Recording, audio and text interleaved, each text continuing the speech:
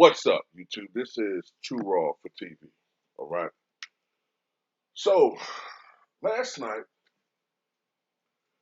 I actually expected the Lakers to beat the Spurs. I expected them to beat them, and quite handily. Okay. I expected to come on here and at least say the Lakers got above 500 last night. And if they could play this type of basketball, even though we've been saying this shit all year and they don't do it, I was expecting to say, man, if they could just play like this all year, you know, maybe Lakers fans could have a glimmer of hope. I said to myself, this could be the worst Spurs team. I think this is the worst Spurs team of the Greg Popovich era. They're 12 and 18. They're on pace to be they're on pace to win something like 34, 35 games. I mean, even some of the other bad recent Spurs teams were like flirting with 500. That ship sailed Bon Voyage a long time ago. Okay, Greg Popovich, my boy Jesse, who's been subbing to me for so long, he made this point. Greg Popovich at this point is mentally checked out of basketball. Like he's already has one foot out the door as far as retirement. He's probably thinking about whatever it is that gives him pleasure. Whether it's fishing or fucking, if he can still do it, given that he looks more and more like the Crypt Keeper every year. Whatever it is, you know what I'm saying? I like the Lakers. They lost 3 games in a row. They have to be motivated, man. They gotta be motivated to do something. They don't have AD. They gotta. It ain't like they playing the Phoenix Suns. The Suns they have the best record. Okay, you don't want them losing, but at least you can say to yourself, as a Laker fan, they lost to the best team in the NBA record wise. We should mop the floor with these motherfuckers. They come into fucking Staples or whatever the fuck it's called now, crypto.com, and they fucking win by almost 30 goddamn points. 30! And you got LeBron dick licks all fucking running around social media. Well, LeBron put up 34 points. Man, he's stat padding those points. And then Russell Westbrook stat padded his 30 at the end. That's not winning basketball. And let me explain to you what I mean by stat padding.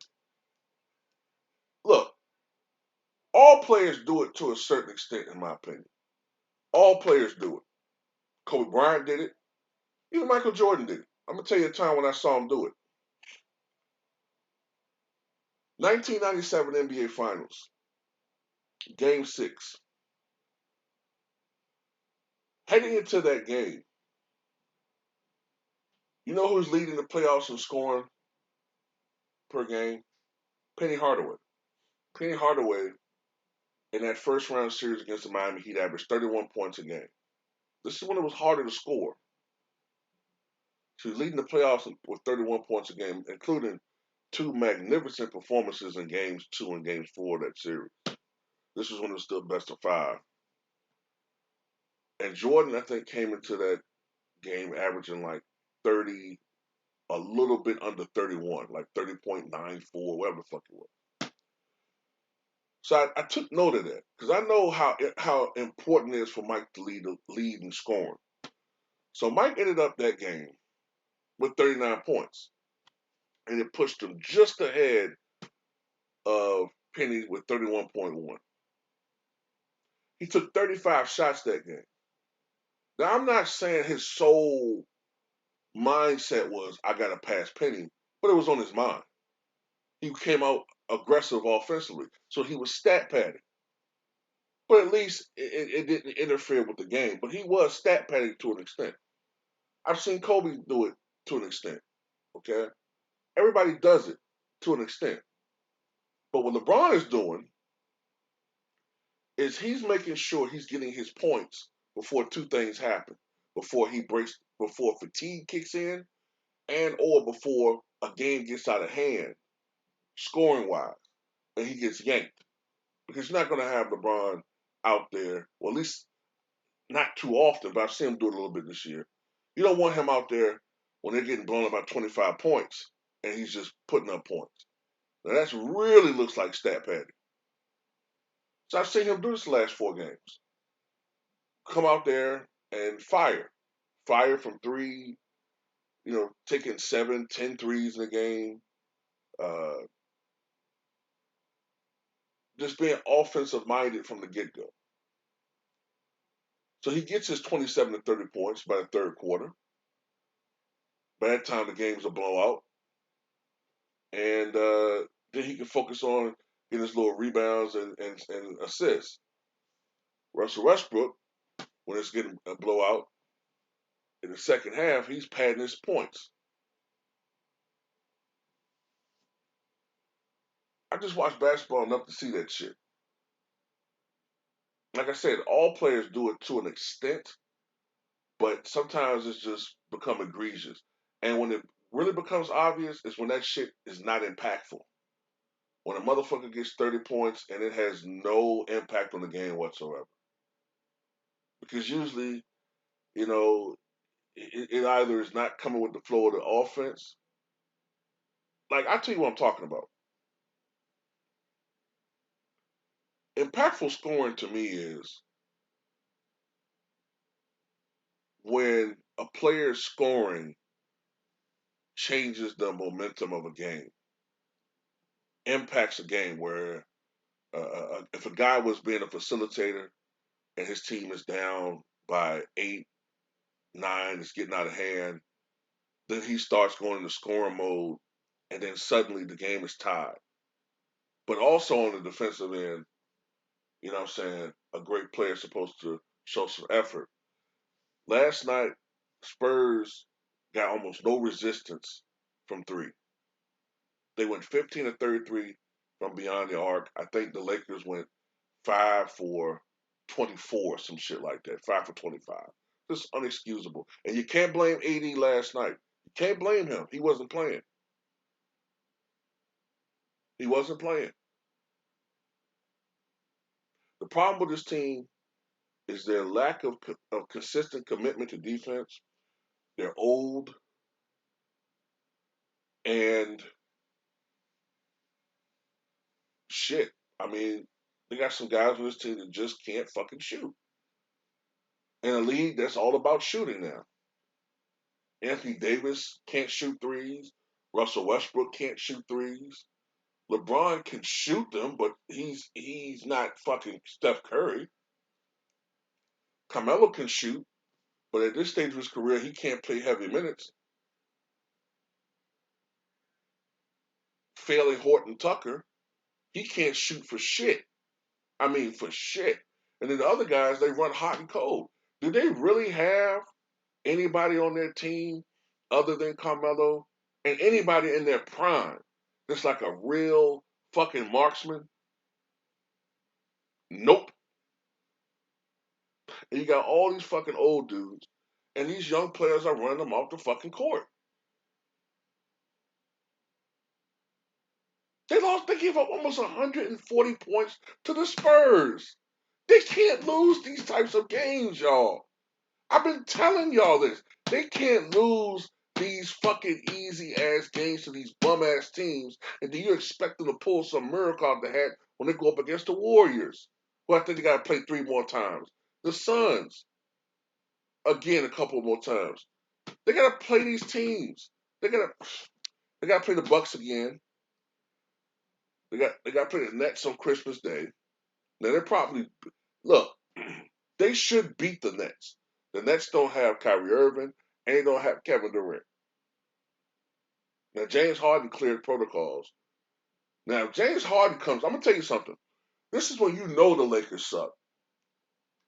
If James Harden comes out here on tomorrow and he looks like James Harden from 3 years ago, that's when you know these motherfuckers suck moose balls. I'm tired of holding back, man. This team sucks. They're a disgrace to the Lakers organization and the franchise. They fucking suck.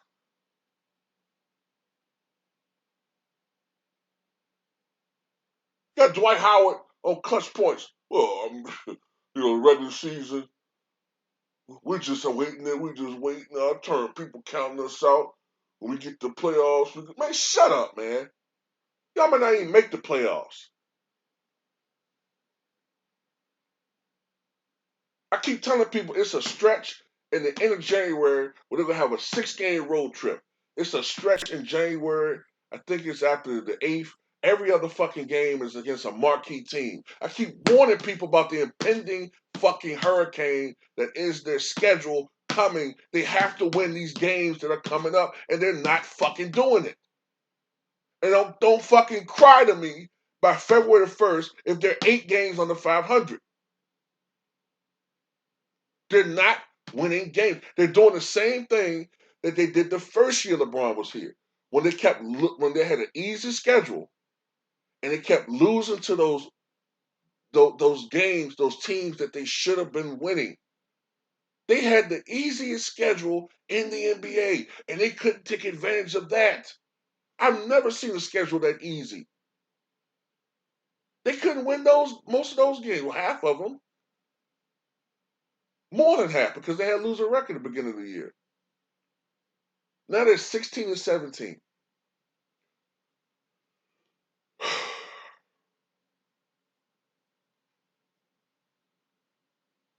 And what you're going to see on TV is people saying, well, LeBron needs some help. I'm so tired.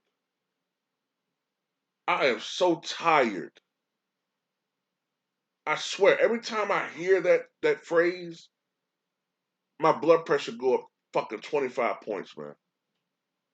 It makes my it makes my stomach churn, my eyes roll. I'm so tired of that phrase. LeBron needs more help. I'm so tired of hearing that shit, man. I've been hearing this shit for the last 11 fucking years. I've never seen a player who needs so much fucking help, who supposedly makes everybody around him better. This man's been a part of over 70 fucking trades since July of 2010, and apparently that number might be close up to 80 before the season is done. But he needs all this magical, mystical, mysterious fucking help.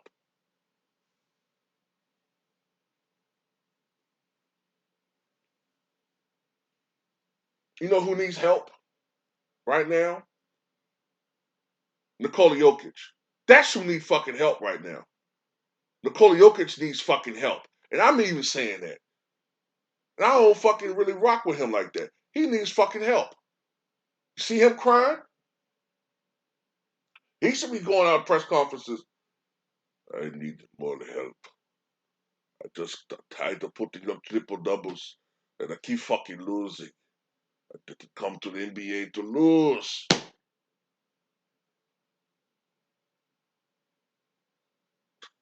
I make everybody from Eastern Europe sound like Ivan Drago.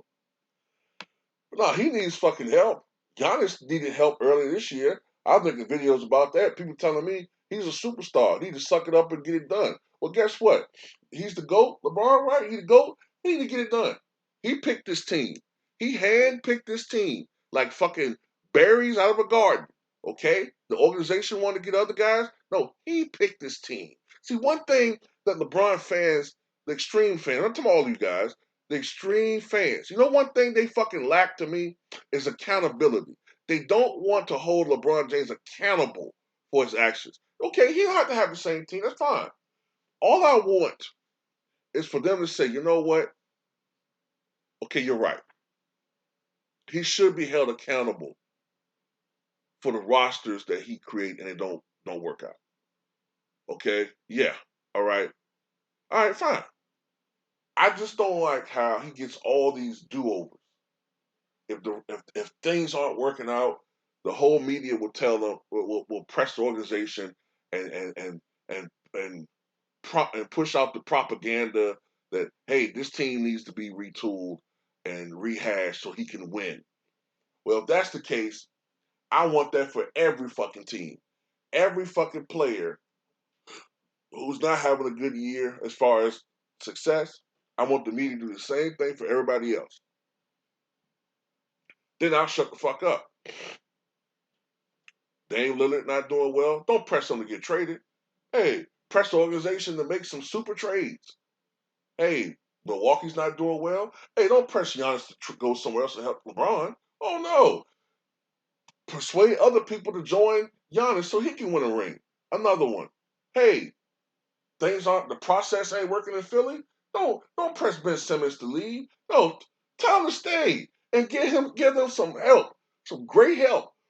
Because you do it with one fucking guy, do it for everybody. Then I'll shut the fuck up. But you won't. And that's why people get fucking irritated. But this Laker team is not going anywhere. At this point, I'm starting to wonder if they're going to finish with a worse record than the first year he was there. But we'll see. Tell me what you guys think.